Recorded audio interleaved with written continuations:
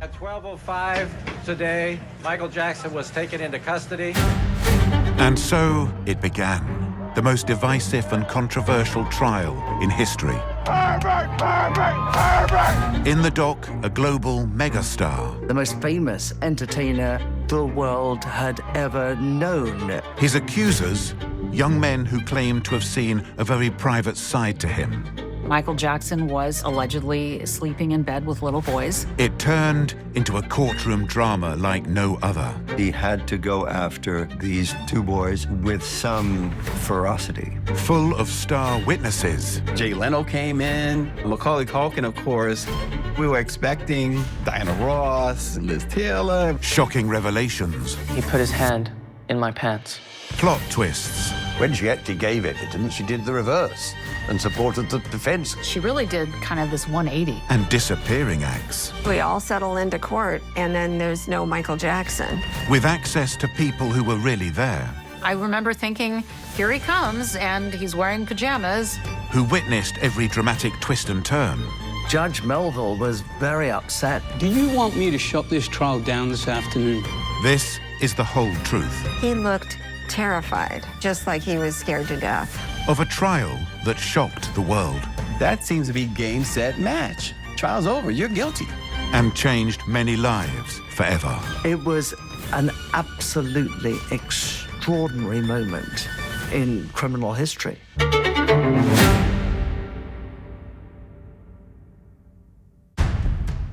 November 2003. The world's most famous man, singer Michael Jackson, is arrested and charged with sexually abusing a 13-year-old boy, Gavin Arvizu, at his home, the Neverland Ranch. Michael Jackson has now surrendered into police custody behind me.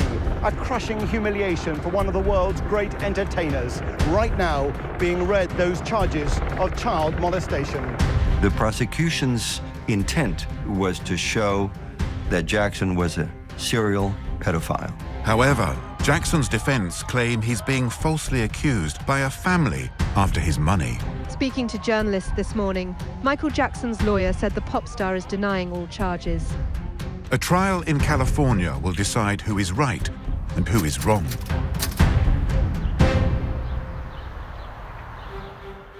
This morning, the whole world is watching this small courthouse in Santa Maria, a town in the county of Santa Barbara, in anticipation of what might be the biggest trial we will ever witness. Michael Jackson was, at that time, quite simply the biggest entertainer, the most famous entertainer the world had ever known. And we were there for, what, 4 long, long months covering this extraordinary trial. It was a very exciting case to cover in the sense of just the sheer magnitude of the defendant. I mean, we were talking about a massive, major megastar that the world loved. And the fans, it was like a concert, because the fans were going crazy. Look, this is court. This is a felony charge that can get him 20 years in prison, but you felt that first day, it felt like a concert. We're talking about tents and lights and cameras and fans and protesters and reporters. I mean, it truly built into a media circus. We love you more! This was an extraordinary tableau of ridiculousness. These Michael Jackson fans moonwalking outside the court, impersonating Michael Jackson. People from all over the world who come to this tiny town, and for 4 months, it was bedlam. With the prosecution set to open its case, defendant Michael Jackson makes his grand arrival. I remember the first day because he had gotten the Nation of Islam and their security team, and they marched in ahead of Michael. They marched down the street as Michael's motorcade was coming. It was such a powerful sight. The first time I saw Michael Jackson walk into the courtroom, he looked terrified. And he was so thin and just looked fragile. And just like he was scared to death. Leading the prosecution against Jackson is Tom Sneddon, who'd had dealings with the pop star in the past. The lead prosecutor was the district attorney for Santa Barbara, who was a very experienced criminal prosecutor. Tom Sneddon was a very well-known prosecutor, a very serious guy. He had been pursuing Michael Jackson for years, at least a decade. 12 years earlier, the world was stunned when Jackson faced allegations of abusing another 13-year-old boy, Jordan Chandler. Back then, Sneddon was unable to criminally charge Jackson. He tried it once before, back in the early 90s. That prosecution had failed. And you could really feel from Tom Sneddon the importance of what this case brought. Jackson is represented in court by highly regarded defense attorney Thomas Mesereau. Tom Mesereau was one of the top defense attorneys in America, hands down. He did Mike Tyson, and later on, he would come to do Bill Cosby, and he was a great attorney, as simple as that. Thomas Mesereau had a very commanding presence in the courtroom, and not only commanding presence, but a calm about him as well. He was tall, and then his hair was just solid snow white, and he really knew what he was talking about. Mesereau and his team have their work cut out defending Jackson against 10 very serious charges. The prosecution's strategy is to show that Michael Jackson was sleeping in bed with little boys, and that what he was doing was illegal, that it was a felony, and they wanted him convicted. Good morning. The private world of Michael Jackson reveals that instead of cookies and instead of milk, you can substitute wine, vodka, and bourbon. Instead of children's books and discussions of Peter Pan, this 44-year-old man is sharing with 13-year-old Gavin his collection of sexually explicit magazines. You are going to be able to peek into the private world of the defendant, and you are going to hear from Gavin as he describes to you his molestation. I sensed a bit of kind of a frustration or an anger, you know, like he really was serious about this. In court, Jackson hardly said anything. He occasionally spoke to his lawyers, but for most of the time, he just sat there and had no expression on his face at all. I submit to you, we will prove it never, ever happened. So many people around the world want to get near him. People are always just buzzing around him, trying to grab hold of something that will give them fame and fortune. It's an ongoing reality. It's an ongoing problem. There are many, many challenges in defending in a case of that nature. That when a young person makes an allegation of sexual abuse, the big question is, why would the individual do that unless it was true? And obviously there's a lot of sympathy that goes with an allegation like that. I think there was a feeling that Michael Jackson was going to be found guilty.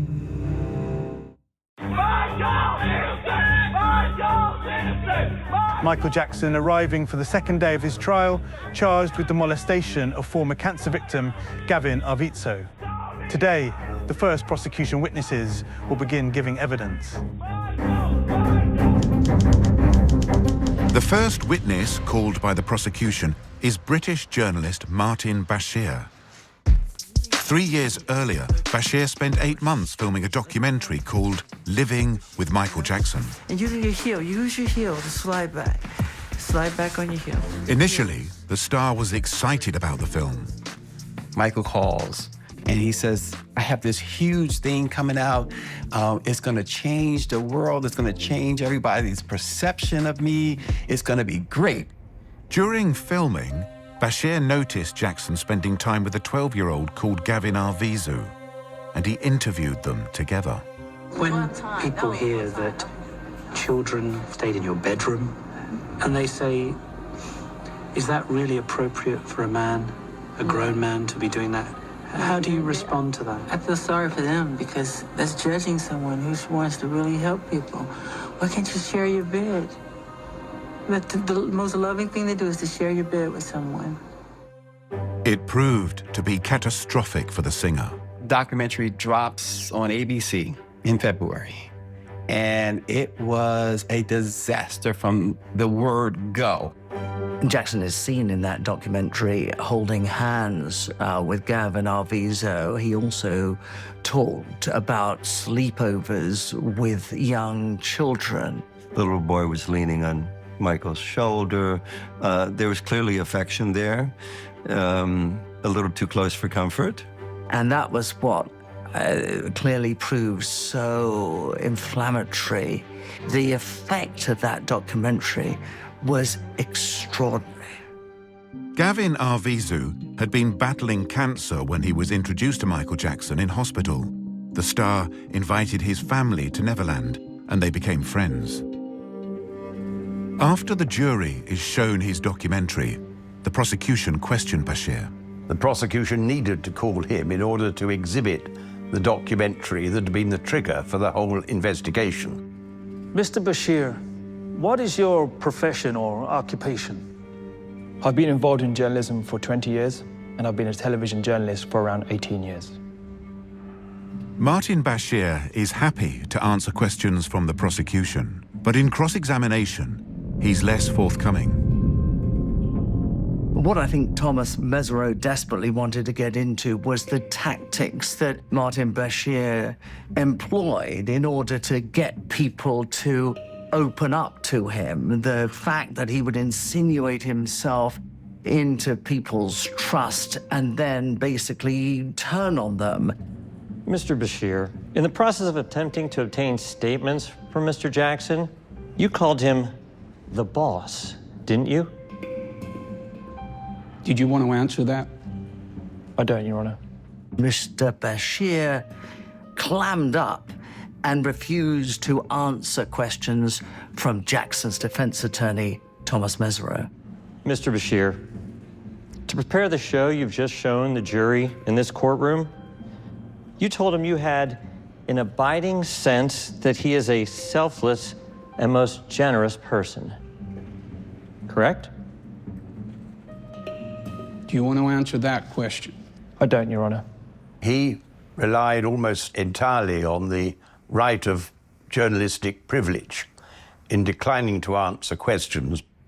Thomas Mesereau, and indeed his client, Michael Jackson, clearly believed that the film fatally misrepresented who Michael Jackson was. Michael was very upset by the way he was portrayed. He felt this wasn't a true depiction of him. So he had one of his videographers film over what Bashir was filming when he was filming the interview. 2 weeks after the Bashir film aired, Jackson broadcasts his own version in retaliation. It features footage his team filmed of scenes Bashir edited out. Your relationship with your children is spectacular. I love them. And in fact, it almost makes me weep when I see you with them, because your interaction with them is just so natural, so loving, so caring. Thanks so much. The boy with Jackson in the Bashir documentary, Gavin Arvizu, was also filmed with his family. Vincent Amon was involved in the production. I was told that the Arvizos were going to be doing a video deposition of their relationship, true relationship with Michael Jackson. We now know it as the video rebuttal, as it was called during trial. In this rebuttal video, you have Gavin and his sister Davlin and mom Janet and Star, and everybody is talking about, singing his praises, literally talking about how great he is and how, none of this could have ever happened, and they loved him. The first impression was Janet was not happy at the time. She felt bad for Michael, and this was a mischaracterization of Michael and a mischaracterization of Gavin's relationship with Michael. It gave my brother the extra little spark he needed in his mind, because my brother was to the point where he couldn't even move. He couldn't even talk. And he gave my little brother so much.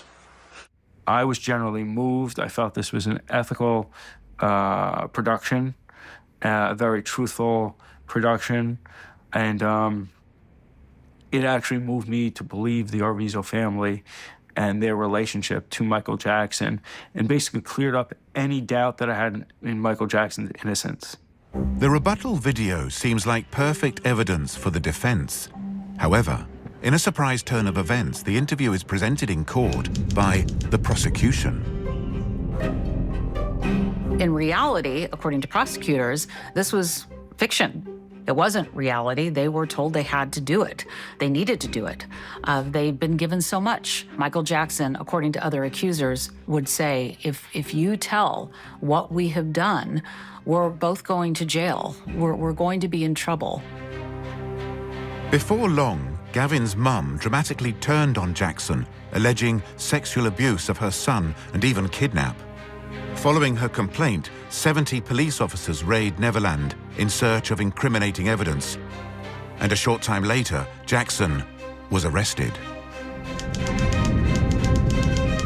Gavin's 18-year-old sister, Davelyn, who appears in the rebuttal video, is the first family member called by the prosecution. Davelyn, the sister, said in her evidence that they had been given a script. Snedden asked her, What did he say about the rebuttal? It was just we were supposed to say nice things about him, and he offered us a piece of paper. Paper. What do you mean by a paper? Kind of like a script. Do you remember what was on it? Just nice things of Mr. Jackson, and that's it.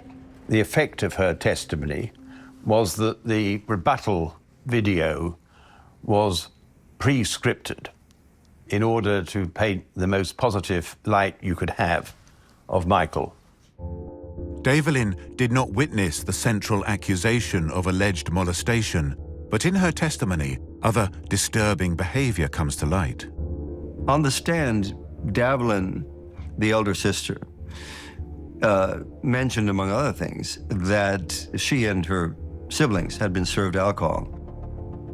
You've got the idea of Michael Jackson pouring red wine into a soda can and then giving it to a child and calling it Jesus juice, like Jesus drank the red wine with his disciples. This megastar is taking red wine and pouring it into an empty Coke can to give to a kid. That's what is being told to us, and so you have to visualize that happening. And at first it seems like, no way, did that happen? It seems to kind of stun some people. What I saw anyway is a couple of the jurors looking at him like a little bit, okay, I'm disappointed in you. I'm a little angry. And I think the prosecution felt like they won some big points with that. Yet alcohol is only the tip of the iceberg. Next, the prosecution calls Gavin's younger brother Star, who has even more disturbing revelations of what went on behind closed doors. We heard about pornography, that pornography was in the house, that it was out, that it was shared, that it was viewed, that, it was something that they all looked at together. Do you recall whose idea it was to go on the internet? Michael's. While we were on one of those sites, a lady had her shirt up and Michael said, "Got milk?" Yeah, and then he leaned over to Prince and he says, "You're missing some P-U-S-S-Y." How many sites do you feel that you went to that night? I don't really remember, but probably say 5 or 6. And what did those sites have? You don't need to go into all of the details, but generally, what was their common denominator? Females. The alcohol and the pornography is important evidence for the prosecution, but Starr has something much more serious to reveal, and it's the first time this evidence is heard. The bombshell moment of Star Arvizo's evidence came when he claimed to have seen his brother Gavin on a bed at Neverland Ranch with Michael Jackson. I think the gist of it was that Starr observed Michael Jackson sexually abusing his brother Gavin. You said you saw his hands. Whose hands were you talking about? Michael's. And where were his hands? His left hand was in my brother's pants, and the right hand was in his pants. Did you see, if anything, what he was doing? He was masturbating. That was the first, and indeed the only, direct eyewitness account of alleged molestation. I mean, what does that tell you? This is a kid looking at something happening to his own brother. Seems clear to me. He witnessed his brother being, I guess, molested by Michael. And when you have a eyewitness, that seems to be game, set, match. Trial's over, you're guilty. It's amazing to me that the jury, having heard that, did not, at least in their minds, convict him right then and there. I mean, how much more evidence do you need? Starr's testimony is undeniably powerful. However, the defense strategy from the start is to undermine the prosecution case and its witnesses. You didn't immediately go to your mother and report that, did you, when you saw it? No. You didn't immediately go to your father and report that, right? My dad wasn't there. You didn't immediately tell Davlin about it, right? No. Now you've indicated for the first time ever discussed any alleged inappropriate touching by Michael Jackson was with psychologist Stanley Katz, right? Yes. And you've admitted that you gave Stanley Katz a different description than you've given in this courtroom, right? Yes.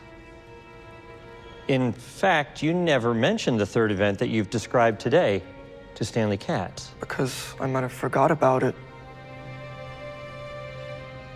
What Mesro did with Starr was he tried to point out inconsistencies in his stories. And so the more that you can paint an inconsistent story from a witness, then that gives reasonable doubt for jurors. And that's what the defense is always trying to do, to get to that reasonable doubt. In the rebuttal video, which the family claim was scripted and false, Starr praised Jackson as a father figure. Defense counsel asked the following. Starr, do you remember making those comments about Michael Jackson? Sure. Were you telling the truth? No, not really. Were you lying? Yeah, on there, yes. So you were lying when you said Michael let you feel like his son. You weren't telling the truth. Yes. And when you said he let you call him father, you weren't telling the truth. Yes. Defense counsel is demonstrating that Starr had lied on previous occasions, and that's a very, very significant development. You've got the statements in the rebuttal video, you've got what we're hearing on the stand. Some of the time it's two different things. Which one was it? And some of these stories are inconsistent. The defense strategy seems to be working. However, next comes their biggest challenge as the accuser is called to testify. He started acting like he was having sex with the mannequin. Not, though, before the court is thrown into chaos. This was the circus, and this was another day in it. It is the second week of the Michael Jackson trial, and the prosecution has called the main accuser, Gavin Arvizo, to give evidence. This is the star witness of the case. This is Gavin on the stand to tell his story. This is the accuser facing Michael Jackson. Thomas Ned would have realized as an experienced prosecutor that this was the most important part of his case. He had to present Gavin as a credible witness to the jury, otherwise his case would fail. And when it's a child, it's a particularly daunting and complicated and challenging state of affairs.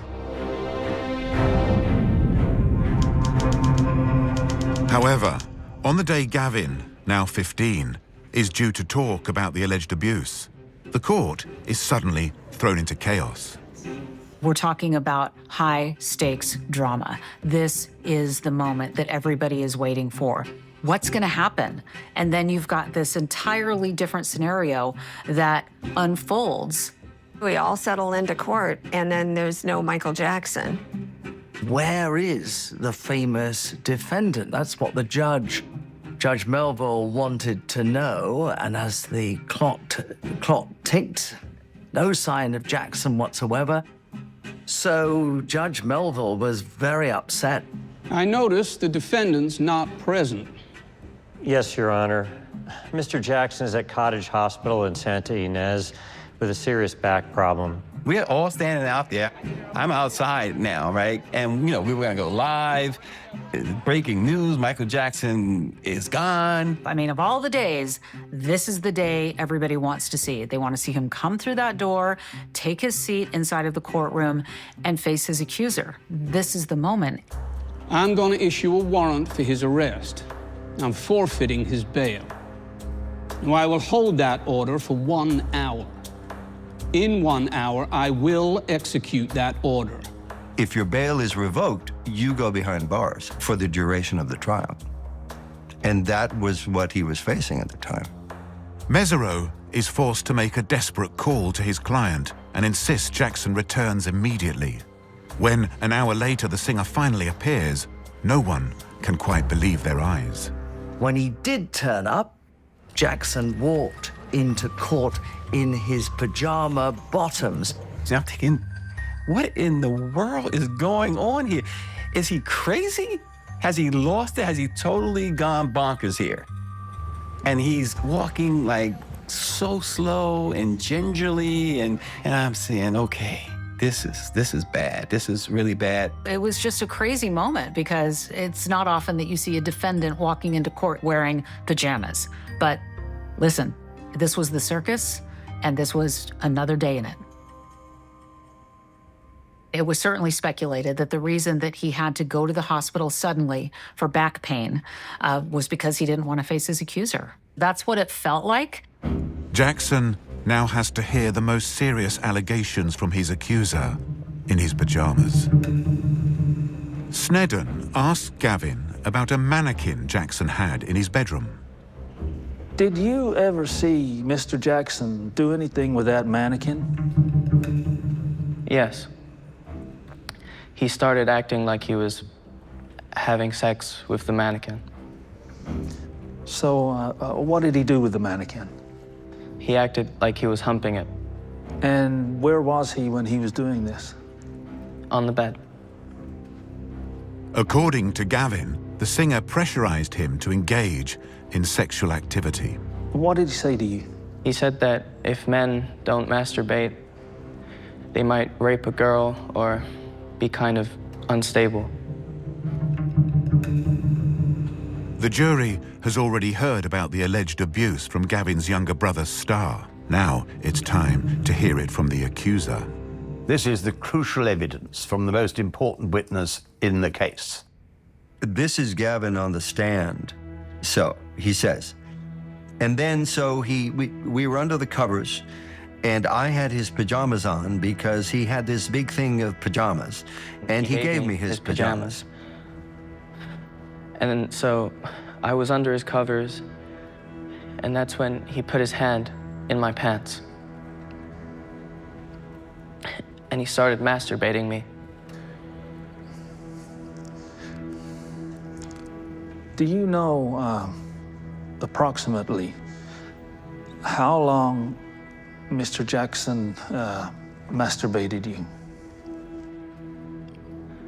Maybe 5 minutes, I guess. The onlookers, the media in the courtroom, you saw some mouths open, literally. You know, that expression, oh gosh, their mouths are open. Well, literally, you saw mouths open with Gavin's testimony. I think Snedden, after that testimony, might have felt that he had landed another punch. That is pretty strong stuff. And that was a moment, too, you thought, okay, Michael Jackson's in trouble here. From what I remember, Mesereau's cross-examination of Gavin was very direct, very pointed, and very skeptical. But that's his job. He had to do that. In order to undermine the credibility of the witness, he had to go after not only that kid, but the other kids with some ferocity. You testified that Mr. Jackson told you what masturbation is, right? Yes. Do you remember being interviewed by the Santa Barbara Sheriff's Department? Yes. Remember you said, my grandma told me that if men don't do it, men might get to a point where they might go ahead and rape a woman. I believe so. Well, you came into court under oath and told the jury Mr. Jackson made that quote to you. My grandmother and Michael were both trying to talk to me about the birds and the bees story. And they pretty much said the identical thing. Is that what you're telling me? Not exactly. Not exactly? No. What Gavin said was that Michael Jackson had said, if you don't masturbate, you'll end up raping a woman. But Gavin also said that his grandmother had said the same thing, which is, on the face of it, a very remarkable coincidence. And clearly the defence homed in on this to undermine the disputed claim that Michael Jackson had said it. And this was, you know, an important aspect of their strategy to say, well, of course he never said that, and this is ridiculous because you're now saying your grandmother said it as well. So they're trying to illustrate and highlight that this simply couldn't be believed. Mesereau focuses on inconsistencies in Gavin's statement about whether the alleged abuse occurred before or after the rebuttal video. You said repeatedly in this trial that Mr. Jackson did not inappropriately touch you until after this video was done, correct? Yes. Do you remember telling Mr. Snedden and the sheriffs on one occasion that you were molested before the video was done? No. Would it refresh your recollection if I showed you a transcript of that interview? Yes.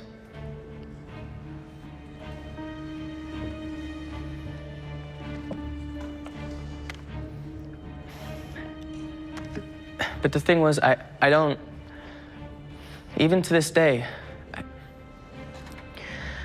I don't remember exactly when everything happened exactly. So, I mean...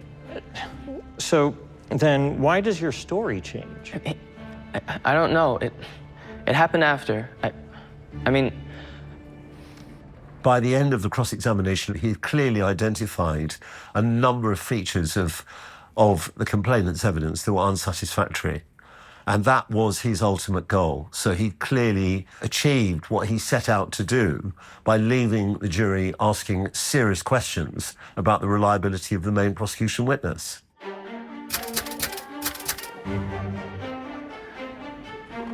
Despite this success, defense attorney Mesereau is not happy about the prosecution's next move.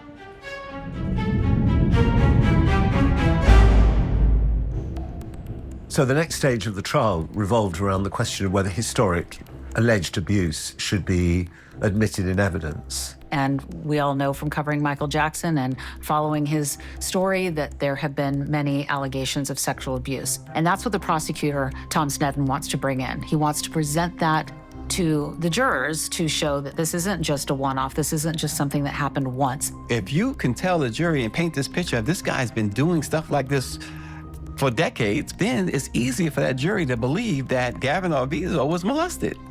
Now, the defense tried to exclude all that. Mesereau wanted to be simply about the Arvizos, and he had every right to want that. The judge took the view that the existence of other allegations was relevant for the jury to consider, and that in the end it will be up to the jury to decide the weight to be attached to those allegations. This is a very important application for the prosecution. At this point, the trial has not gone particularly well for them. Every witness has been demonstrated to be materially inconsistent on important matters. The judge's ruling means the next witness to take the stand will really turn the heat up on Mesereau and his team. The first witness to testify about previous abuse by Jackson was Jason Francia, whose mother had worked at Neverland in the early 90s when Jason was between 7 and 10 years old. And he testified as to that abuse. Was there ever an occasion that you were with Michael Jackson where something happened that made you feel uncomfortable? Yes. Did that happen more than once? Yeah. Do you have a recollection of these events? Yeah. What happened? I'm tickling, and he's tickling, and I'm tickling, and he's tickling, and eventually he moves down to my little private region. Did he actually make contact with your genital area? Not skin to skin, but yeah. Yeah, he was in my clothes. I thought his testimony was damaging, to say the least, because now you have another victim. And people had not heard of Jason Francia until the trial.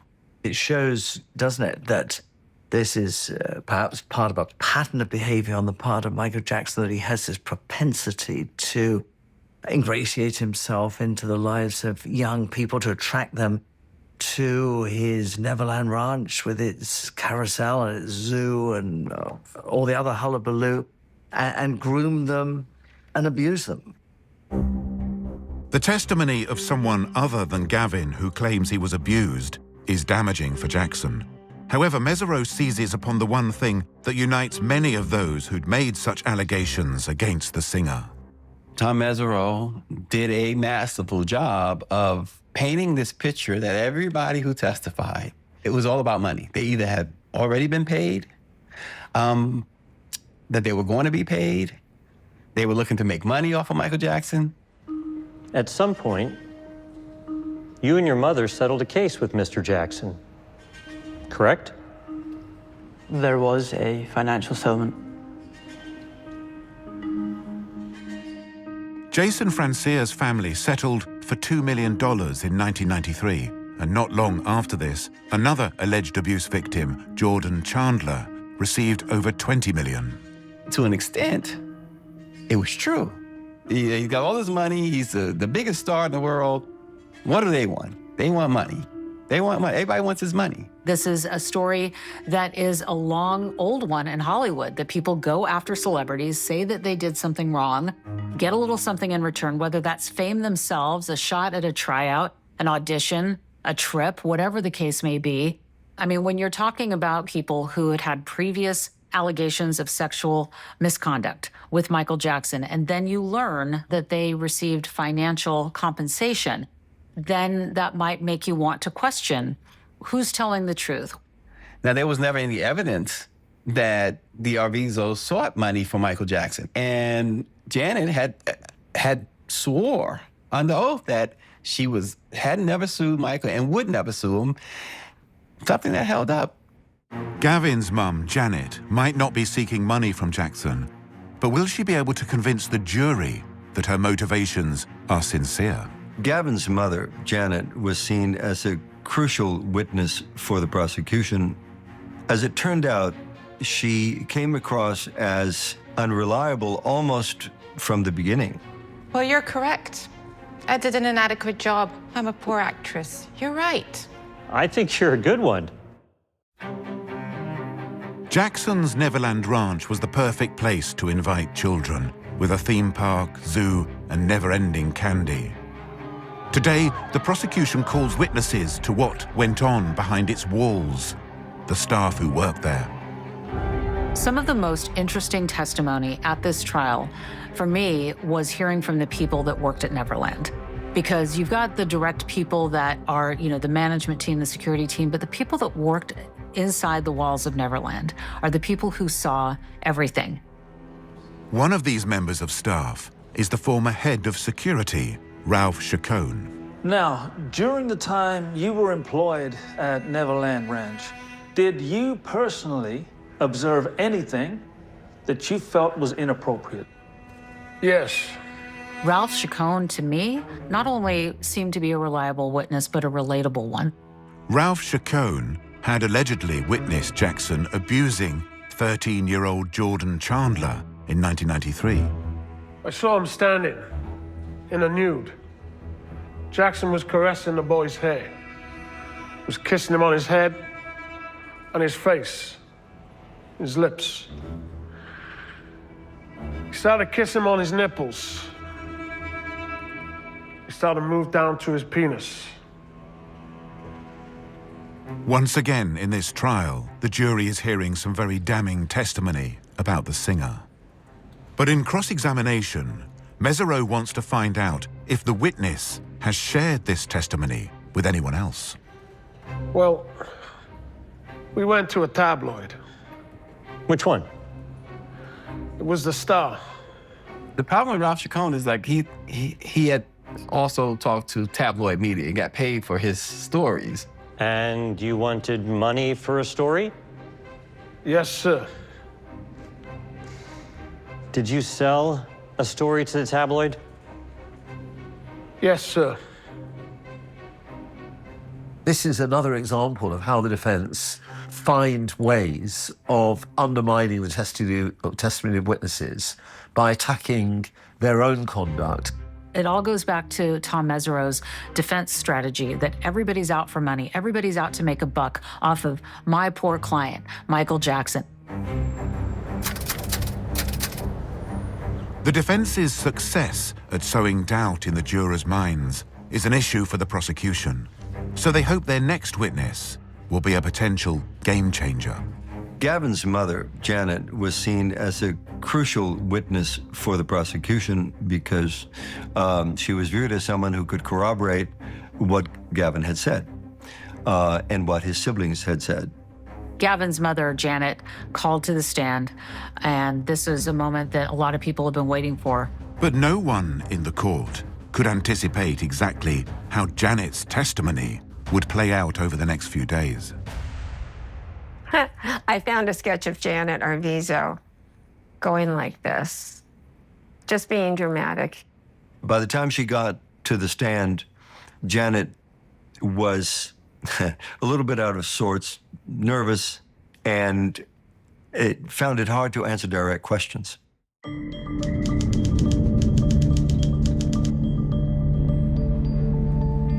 Tell us what it was that you saw. Please don't judge me. At the time, I hadn't slept for so long, and everyone was asleep. And it was hours into the flight. She describes an incident involving Michael Jackson and her son on board a private jet. I figured this was my chance to go and check to see what was going on back there, and that's when I saw Michael licking Gavin's head. And I thought it was me. I thought I was seeing things. I thought it was me. That's the sketch I drew, was of Janet going like that to show how Michael was licking Gavin's head. People called her combative at times, and there were some times where she did these snap moves where you were just taken aback in the courtroom, and you could see the physical reaction that some of the jurors had. You know, that's just not typical behavior of a witness. I don't think that people felt like it went over well with the jury. She was very animated, and it wasn't in a good way. It was astonishing, really. I mean, she just did not seem a credible witness at all. She faltered, she prevaricated, she pointed her fingers at the jury, she lost her train of thought. She was the ultimate unreliable witness. It was very sad because, you know, that didn't look good for her. By the time the prosecution has finished questioning Janet, there is a feeling she has been something of an own goal. So, when Mesereau gets to his feet, he smells blood. Mesereau's first point of attack is Janet's claim that she and the children were held captive at Neverland after their relationship with Jackson broke down.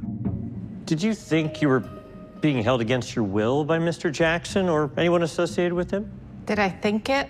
Yes. I knew it. And did you think you were the victim of either force or fear created by anyone associated with Mr. Jackson? I knew it. Yet, you never went to court to get a restraining order at any time regarding Mr. Jackson, true? I was too scared of him. The defense attorney is suggesting Janet's testimony does not add up. Yes, the two of them did not care for each other. And yeah, Thomas Mesereau and her, when it was on cross-examination, she She was not liking the questions he was asking. I felt that she was no match for Tom Mesereau. Not that many people are a match for Tom Mesereau, but she was absolutely going to be out of her league. And I think that the prosecution was wary of that too. Janet becomes more irritated when defense attorney Mesereau turns his attention to her claims of acting in the rebuttal video. Well, you're correct. I did an inadequate job. I'm a poor actress. You're right. I think you're a good one. Oh, I think you're a good actress. You know, when he takes that tone, you can feel his disdain. You know, you can feel it in the courtroom that he doesn't like her, he doesn't believe her, and he wants the jury to also call into question her credibility. This is Thomas Mesereau basically lampooning Janet Arvizo to highlight what an extraordinarily bad witness for the prosecution she has been. He's having a bit of humor, really, for the jury's benefit. Do you want me to shut this trial down this afternoon? No, Your Honor, I don't. Then let's start taking this seriously and act correctly. Yes, Your Honor. Go ahead. Mesereau might be toying with Janet at times in his cross-examination, but he also wants to land a knockout punch. There was a case in 1998 where Janice Arvizo claimed she'd been assaulted by security officers from JCPenney, the store, where she was shown to have lied, and where her and her family had been awarded, I think, in excess of £150,000. The family was in the store when the children had been suspected of shoplifting. In the car park, security guards confronted Janet and her family. A fight ensued, and she claimed she received injuries. So she claimed that these injuries had been inflicted by security guards, but she'd failed to accept that her husband sometimes beat her up as well. In her testimony to the police, she claimed that her husband had never beaten her up, something she later retracted. You told the Los Angeles Police Department that for approximately 17 years, he'd been physically and emotionally abusing you, right? This is correct. But in the JCPenney case, when you wanted money, you said the opposite about David, didn't you? So Tom Mesereau asks Janet on the stand, you were not telling the truth under oath when you made those statements. The problem you had is that when you made allegations later on regarding David abusing you for 17 years, there's a deposition that previously had been taken where you said the opposite under oath, correct? It's too long. It's a yes and a no, and a yes and a no. And now I don't know. So if she lied under oath in the JCPenney's case, is she lying under oath now? That is a big question being put to jurors in this exchange. When a witness admits lying, this is always an important stage of a trial. The impact of that revelation, that admission, was devastating to Janet Arvizo's testimony because it basically portrayed her as a liar, somebody who would lie for money.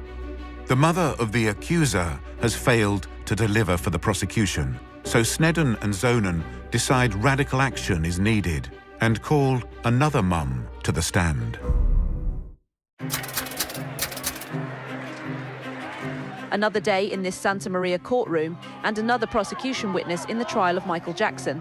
However, today's witness is a surprising choice for the prosecution. With the prosecution feeling their case is slipping away, they decide to take a huge gamble on their next witness. Deborah, D-E-B-O-R-A-H, Rowe, R-O-W-E. Someone closer to the defendant than any other witness. Jackson, J-A-C-K-S-O-N. The former wife of Michael Jackson and the mother of his children. Rowe gave birth to two of Jackson's children, Prince and Paris, in the late 90s, but they separated in 1999. I remember having a conversation with Steve Robel, the lead detective, before Debbie testified. And they thought, you know, this is huge for the prosecution. Michael Jackson's ex-wife is going to testify. But why? would Roe testify against the father of her children? Do you know the defendant, Michael Jackson, seated to my right with the long dark hair? Yes, I do. How do you know Mr. Jackson? We've been friends, and we were married. The prosecution understand that Roe is estranged from Jackson and hasn't seen her children for nearly 3 years. I think they were expecting her to come up there and say that she had concerns with his behavior, that she even warned him about his behavior. This is a key moment for the prosecution. Thinking that this person is going to talk about some of the maybe shady things that happened behind the scenes. Well, I think the defense clearly anticipated that Debbie Roe would say very bad things about him. That was, all the evidence suggests that that's what they anticipated. Like the Arvizu family, Roe was also filmed praising Jackson in response to the Bashir documentary. And like the Arvizos, the prosecution believed Jackson's ex-wife was coerced, and they expect her to admit this on the stand. In that interview, what kind of person did you say Michael was?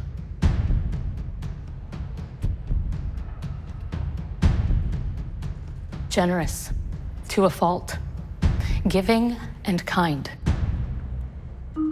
When she actually gave evidence, she did the reverse and supported the defense case. She really did kind of this 180. She says Michael Jackson is great with kids, puts other people ahead of him. So, you know, that is only good for the defense at this point. The prosecutors are shocked. Their gamble has backfired. What is it you're intending to represent in this interview? Michael as a wonderful person, and as a great father, and generous and caring. I think the decision to call her was a mistake. And then suddenly you're presented with a witness you didn't think was going to be helpful, who is, then it's like anything in life, you know, you've been given a free gift, you're delighted about it. It showed or gave the impression the prosecution was desperate. I don't know her personally, but I knew she would never do. It's crazy to think she would turn on Michael Jackson. Debbie Roe has been a disappointment to the prosecution. And 4 days later, after 9 weeks and over 80 witnesses, Sneddon and Zonen finally rest their case. Now it's time for the defense to present its arguments to the jury. And there is one question on everyone's mind. I would say that during this phase of the trial, almost every conversation that we had on television and on radio and in the parking lot and in restaurants was, will Michael Jackson take the stand? Will he be called to testify in his own defense? Mesereau has to weigh up the pros and cons of putting this global superstar on the stand. He had a right to take the stand. By law, you can, if you're accused of something, you can get on the stand and be your own witness. But he chose not to do that. Can you imagine the cross-examination that Tom Sneddon would have with Michael Jackson on the stand after all this time? This is a prosecutor who has been trying to get Michael Jackson in a courtroom and on a witness stand for years and years, and now here's the moment. That would have opened up really just a huge can of worms. He was very meek, very mild, very quiet. And the notion that he would have forcefully defended himself against these allegations seems a little far-fetched. Instead of calling Mr. Jackson, the defense begins its case by calling forward witnesses who'd known the singer when they were young boys. Good afternoon, Mr. Robson. Hey, how you doing? How old are you? I'm 22. Wade Robson was called by the defense to say that he'd befriended Michael Jackson, that as a child, he'd often go to Neverland, he'd sleep over there. Mr. Robson, did Michael Jackson ever molest you at any time? Absolutely not. The defense clearly decided to call witnesses who had not been the subject to any sort of molestation at all. Mr. Robson, did Michael Jackson ever touch you in a sexual way? Never, no. This was powerful evidence in the case. Mr. Robson, has Michael Jackson ever inappropriately touched any part of your body at any time? No. In cross-examination, the prosecution tried to sow doubt in the jury's mind by undermining what is potentially very strong testimony. You're saying nothing happened, is that right? Yes. What you're really saying is nothing happened while you were awake.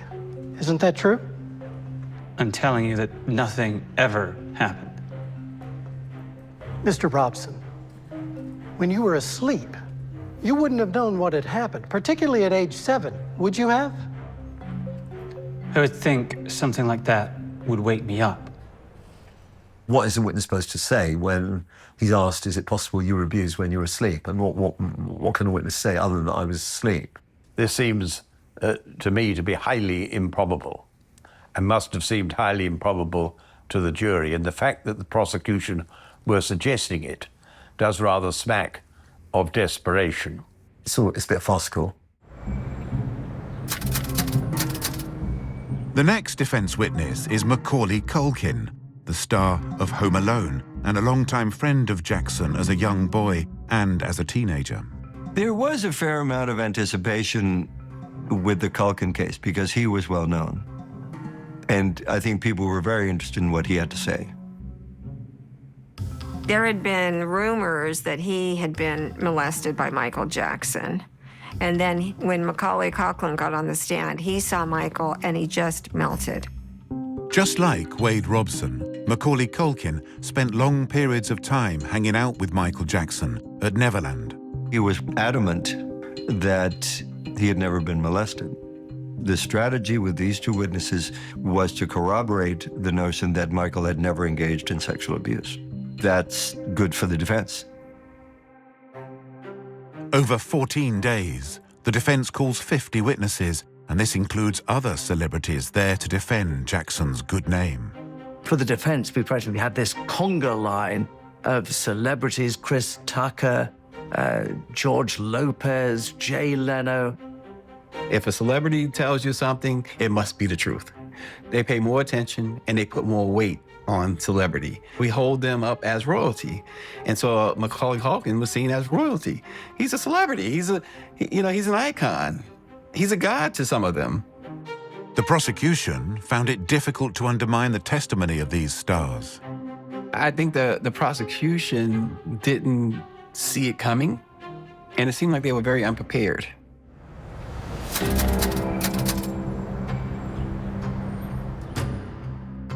With the defense resting its case, the judge is ready to send the jury out. But the prosecution asks if it can present one final piece of evidence.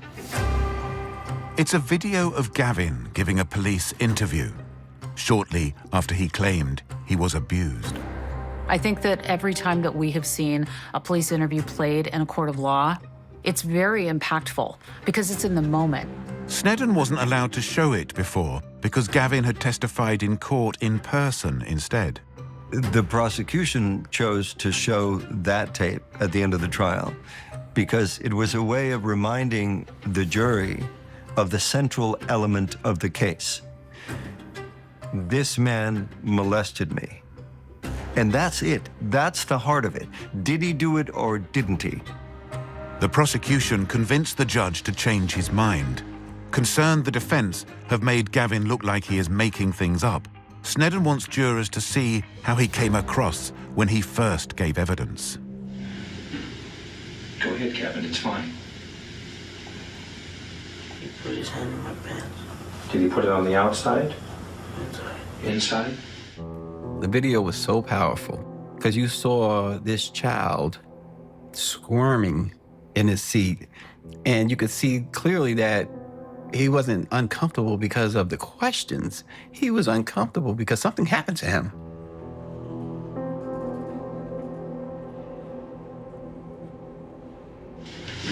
He said that he wanted to show me how to masturbate. He wanted to show you how to masturbate? The true, unvarnished truth is what prosecutors say he is giving the truth of what happened to him. For a witness like Gavin, who's been heavily criticized during the trial and made to look like a liar, then to be portrayed on the original police video as being vulnerable and distressed and very different to how he's been portrayed could be extremely powerful for the prosecution. I think the demeanor of a child when giving an account of abuse can be very powerful evidence in front of a jury. I thought that was brilliant to leave the jury with that. And because of that, I thought that they had a good chance of a conviction. It is time for the jury to decide if Michael Jackson is guilty or not. The jury in the 4-month trial of Michael Jackson for molestation of a child is expected to begin their deliberations today. The law says that there has to be no doubt in a juror's mind. If you're voting a certain way in a case like this, it's got to be ironclad. After 4 months in court, the judge instructs the jury to retire and consider their verdicts. There was really no way of telling because a lot of the prosecution's testimony had been undermined by the defense, and so you didn't know how it would land. It's an anxious wait for both legal teams. I would have thought the defense were feeling relatively optimistic. I think there was a feeling that he would be found guilty. Is this going to be a hung jury? Is this going to be a mistrial after everything that everybody's been through? There was a lot of question about how this was going to end. I mean, it was a nail-biter.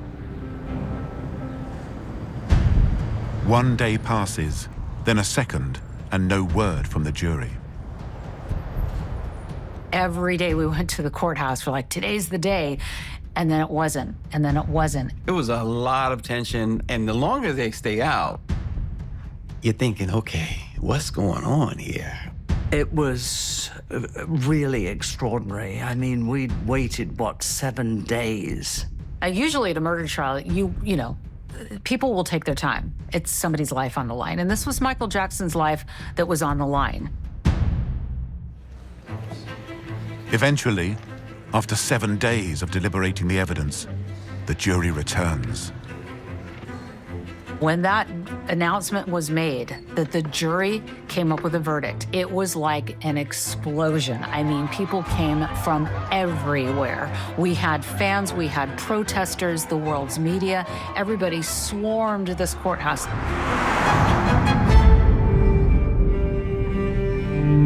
The people of the state of California, plaintiff versus Michael Joe Jackson, defendant, case number 1133603, count 1 verdict. The crowd was on edge. Hundreds of them, Michael Jackson fans, who really had their hearts in their mouths. We, the jury, in the above entitled case, find the defendant not guilty of conspiracy as charged in count 1 of the indictment. When that not guilty verdict came out, you could hear people screaming. They started yelling. Second one. We, the jury, in the above entitled case, find the defendant not guilty of a lewd act upon a minor child. Not guilty. And then the third was not guilty. With each of them, one of those fans was releasing white doves. And they're yelling and they're screaming and they're, Michael, Michael. Not guilty. Not guilty. Not guilty. Not guilty. He did it. He won. It was one of the most dramatic moments that we have seen inside of a courtroom. All 10 exonerating Michael Jackson comprehensively.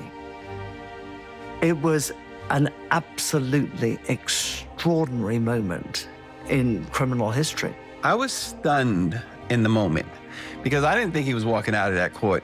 He's a free man. I recall people saying that he had wiped away a tear, that he looked visibly relieved. Did he do it or didn't he? The trial was a way of finding out if that was true. For the second time, prosecutor Snedden has failed to convict Michael Jackson, who is cleared of all 10 charges. The verdict is no surprise. I think it was a weak prosecution case, and I would have expected most juries to come to the same conclusion. The case wasn't quite strong enough to convict. And then you add to that the sheer celebrity of Michael Jackson. And I think the jury might have been hesitant to convict someone so well known and so renowned and so loved by a lot of people. More than any other place, more than any other place in the United States, California has a very hard time convicting its celebrities. And in Michael Jackson's case, the biggest celebrity in the world was never going to prison.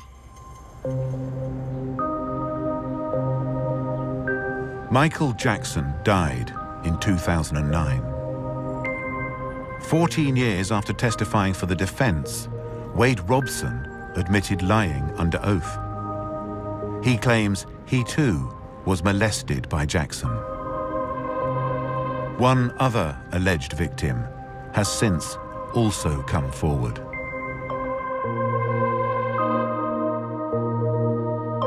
And if you or someone you know has been affected by the subjects covered in this programme, find advice and support at channel5.com/helplines. Shocking true crime, brand new next Thursday at 10, How I Murdered Mum and Dad, the Virginia McCulloch Confessions. Harrison Ford and Tommy Lee Jones star in The Fugitive next.